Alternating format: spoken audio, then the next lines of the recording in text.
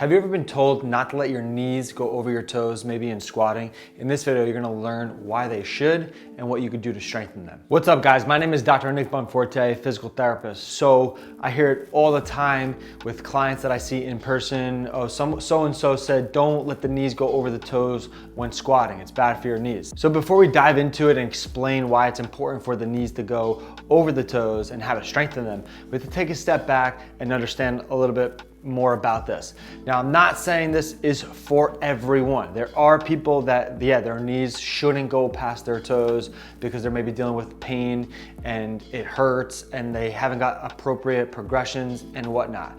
I'm going over the basics of why they should in terms of mechanics and things you could do to tolerate more loading and stress to the knee so that the knee, when the knee does go over the toes, it's able to withstand that force and not spark up in pain. So on one end, some people shouldn't be doing it given their situation and maybe be progressing up to that, or not doing it at all. It really just depends on the individual at hand. Okay, so first getting into why getting the knees over the toes is so important for a lot of movements, in particular the squat. Now, commonly when people lack ankle dorsiflexion range of motion in the ankles, the knee cannot travel over the toes and it offsets a lot of things. The body compensates and it could be an issue for the low back, it could be an issue for the knee and the hip. But we're not gonna dive into each joint and explain why those things can happen, but it can happen if the knees cannot go over the toes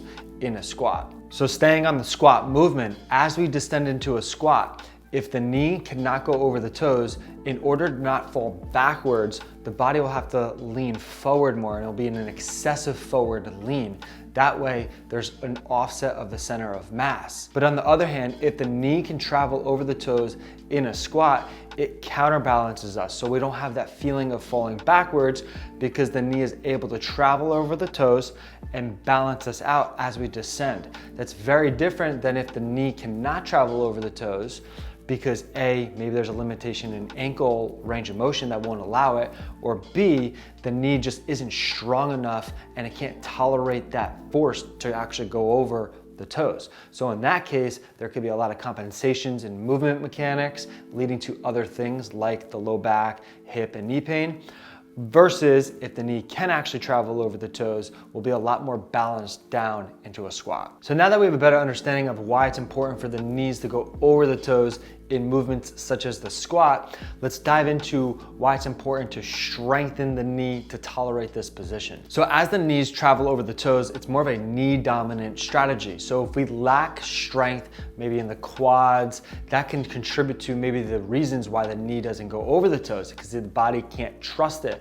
So we have to improve the loading tolerance to this region. So let's address it with a few exercises. This first exercise is a simple heel tap. Now with this heel tap, we're going in a forward direction. We're driving the knee down in front of us versus backwards.